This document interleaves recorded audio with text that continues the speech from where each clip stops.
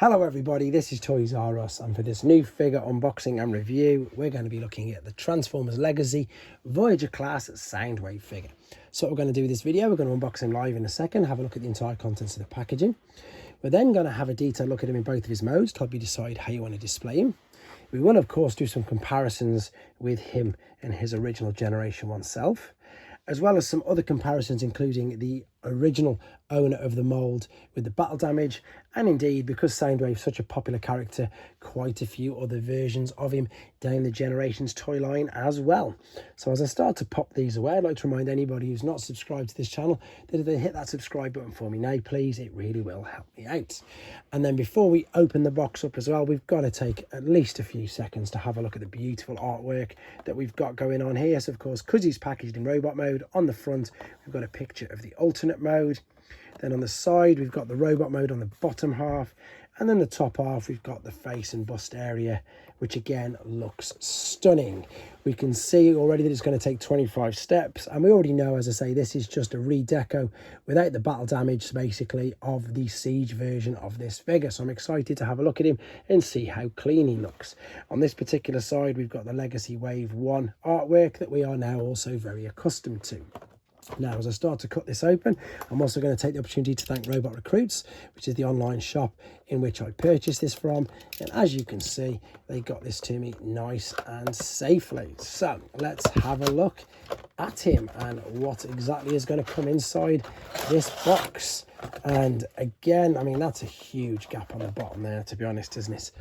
There's the accessories with him. There's nothing else on the back. He looks a slightly darker blue, but I can just see right next to me that he's not.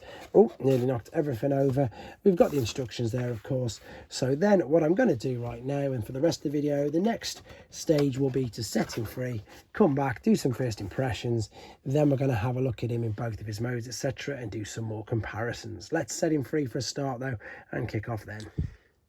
Okay, so I've set him free from the packaging, ready for some first impressions, and I normally do comparisons later on in the video, which I still will be doing, but just because I thought my eyes were deceiving me, he is actually a darker blue than the original Siege version. So obviously there's way more battle damage, which we'll have a look at in a second, but you can hopefully make out in the camera that he is that little bit darker. Right, so let's have a look at him.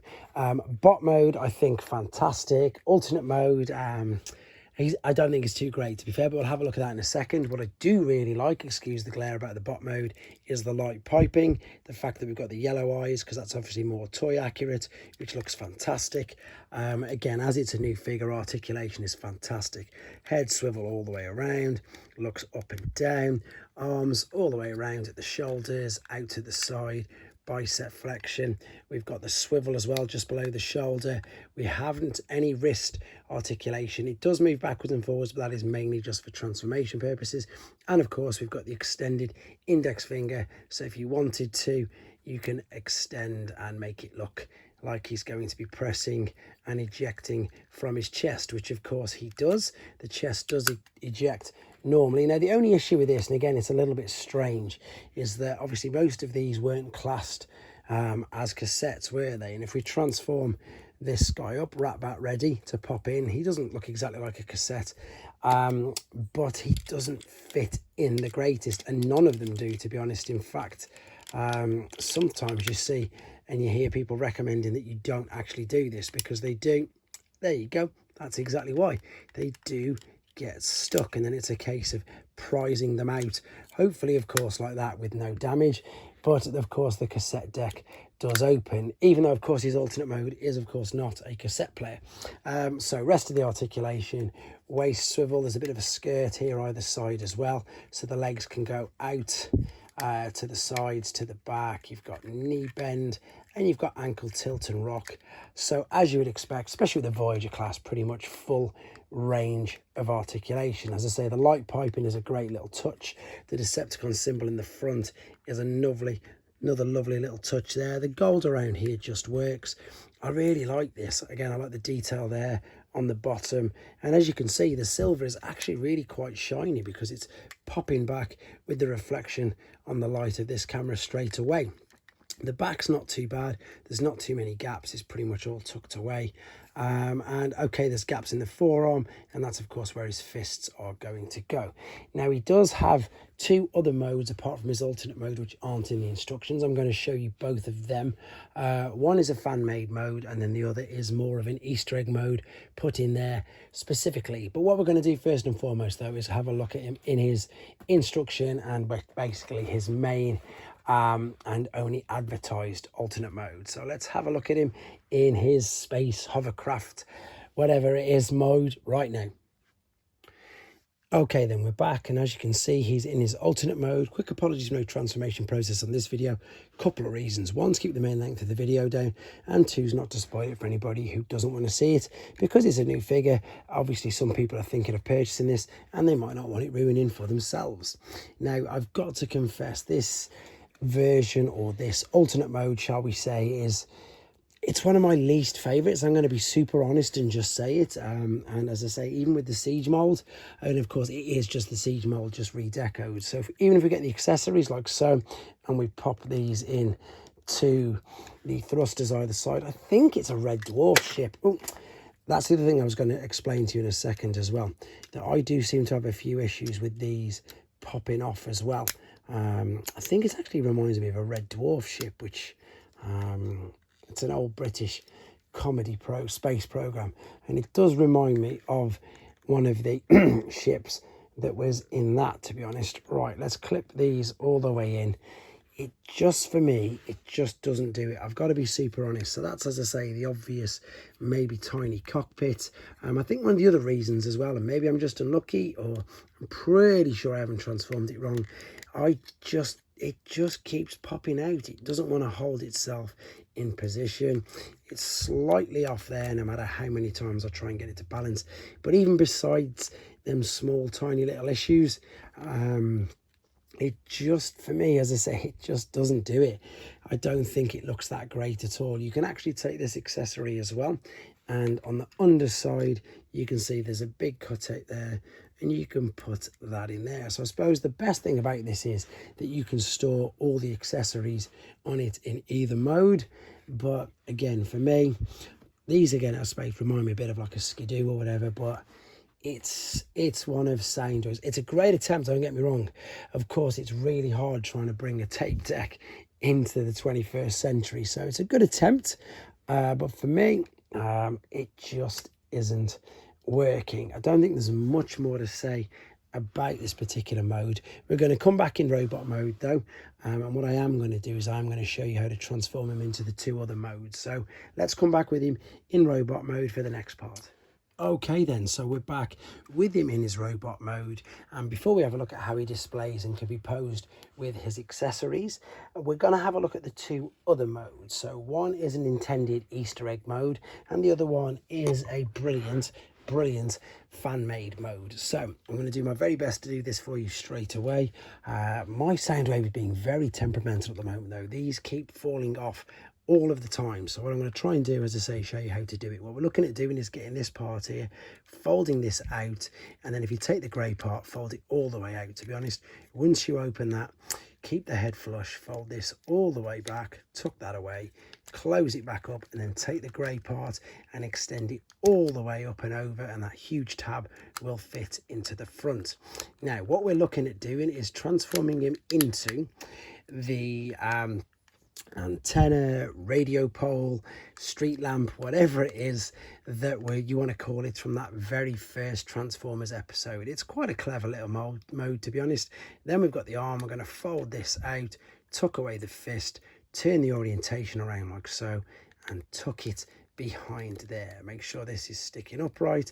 Same for this side. Fold it up, fold this out so it's sticking up, tuck away the hand, turn around and tuck this and compress like so. You've seen behind, underneath. Doesn't look like too much there, to be honest, but then if you get this and of course you tilt it forward in a way that he's not going to tip over, it's a bit of a homage to that. As I say, you can imagine, was it Wheeljack and Bumblebee? He went back to the base. I can't remember exactly who it was, but obviously he was standing there, he transformed, he tucked his arms out, and he pretty much looked like that.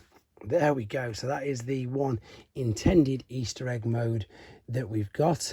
I think what I'll do is take him back to robot mode quickly, and then we'll go to the other mode. So let's fold this out, turn it around, tuck this back up there, turn the fist around, fold it out, sorry, turn his forearm around. Same with this, fold out the forearm, bring it down and fold that back, turn this orientation around, tilt that out, and then separate, pull out the head and close it up, and then cascade the grey bit back down and over and clip back in. So that was the intended Easter egg mode. Right then, so this is the fan-made Soundwave Boombox mode, and honestly this is a bit more tricky, so again please bear with me. And I think in honesty it's a brilliant homage to this version of him, which of course was a boombox, and they did it pretty good, to be honest. I mean, let's be honest, they are obviously copying Blaster every time they make a boombox, but this is quite a good little mode. So let's try to do this. And again, I'm going to pre-warn you that these for me are at the moment really having a tendency to pop off. So let's separate this out again. We've of course got to hide his head away, and what we're looking at doing again is closing it up, extending the grey part, bringing it up and over and clipping it down like so. So with regards to the arms, we're going to fold these, we're going to separate at the shoulder joint right out. I'm just going to separate it out and turn them away just for now. I'm also going to fold the fists away like so. And then I suppose this is where it does get a little bit tricky. What we're going to look to do is separate this here, which is of course his waist, bring it over, and what we're then going to do is we need to get the arms completely underneath him, because that's going to be, there we go, so that's folded out. Fold the arms underneath just like that. Same with this. And I suppose in honesty, if you wanted to, we can just turn these pretty much into each other as they were in that space ship mode. So I've done that the wrong way around. I'll sort that out in 2 seconds. All I need to do is just keep these, I suppose, out of the way for now. What we're then looking at doing is, fully enough, same as the spaceship mode, open up the back of the leg, tuck away the foot, and then you're going to turn it around at what is the knee joint and bring it around like so, just like that. There you go. Same on the other side. Open up the back of the leg, open this out, fold it in, tuck it round, and then bring this around, and again over the top like so. Then you're going to take these carefully, fold them out and down. Same on the top here. Now carefully take it out, fold it carefully down, and of course then you'd attach your accessories to the sides of these, nice and careful, because again mine isn't playing, and I've said that too many times already in this video, but I just want to be honest. So there is, this would be pushed in a little bit more. I jinxed myself, didn't I? There you go. Right, let's try and attach this very quickly just so I can finish this little segment off and hope that it will attach for me. If it doesn't, I'm going to do my best to hold it in place and show you. Oh, it has, it's gone straight back on. That's okay, like that. So there's your boombox mode. It's not too bad, is it? To be honest, you can have these in a slightly different angle as well. You can have the bits at the front. I've seen various other ways and how you want to display it. In honesty, it's just getting these, bringing them out. Let's do the same on this side, lifting it out, folding it all the way underneath. It just gives it that little bit more stability. But there's your boombox mode. Anyway, I'm not going to waste any more time on this video turning him back. We're going to quickly come back with him in his robot mode and then do the final part. Okay, then we are back for the final time with him in his robot mode, and it is time to see how, of course, we can use and display him with his accessories. So he's got the normal gun folded over, which looks okay like that, I suppose. We can then pop this into his hand. We can then of course take one of these, which would normally go, let's be honest, right in this hole here just above his shoulder. Brilliant, of course, homage to G1. And then of course we've got this one, which also, funnily enough, telescopes out just like a brilliant homage to G1 as well. So there you go. You can completely, I suppose, armor him up.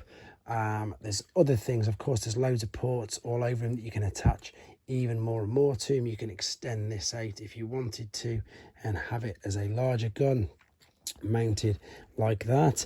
And then you can, if you wanted to, using the same gun, you can really go to town. You can take the other two accessories as well, like this. And again, because they've all got 5mm ports on everything, you can start to connect and combine them all. So what we're looking at doing, I think, with this is turning that around. That should fit in there. Yes, it does. And then this will fit on the end like so. So you've now got a ginormous, I suppose, twin-handed cannon. If you want it to be, you could pop it. Let's see if I can get this to work. The back handle in there, and then whichever one, to be honest, in there, or pose it out a little more with his arms out, and get that in there. It's just crazy what you can do. It is just obviously an over extended, larger version of all what he's got. They've all just joined up. But again, as I say, you can attach whatever you want to it. I, for some reason, always seem to have this weapon at the side of me at the moment, and all you need is a 5mm port. But typically that didn't go in. That is, of course, just from like a Generations side swipe, I think. I'm always going to have, no matter what it is with my Soundwaves, one of them on the top of there anyway. But I'm going to take that out for now, because what we're going to do is we're going to do some comparisons. And funny enough, what I'm going to do is I'm just going to copy them the same as, let's have a look. This is how I have and have had my Siege one on display for probably 3-4 years now, to be honest. And I think it's, again, this robot mode that's the main get out of jail for this figure, if you know what I mean. As you can tell, I wasn't too impressed with the alternate mode, and I do have a few issues with this in the way it keeps popping here, there and everywhere, etc. But for the robot mode, I think they've nailed it. I do. I love it. I think the robot mode is great. You can see there now the colour difference. You can see obviously the less battle damage, I think, makes him look, and yeah, just much more presentable.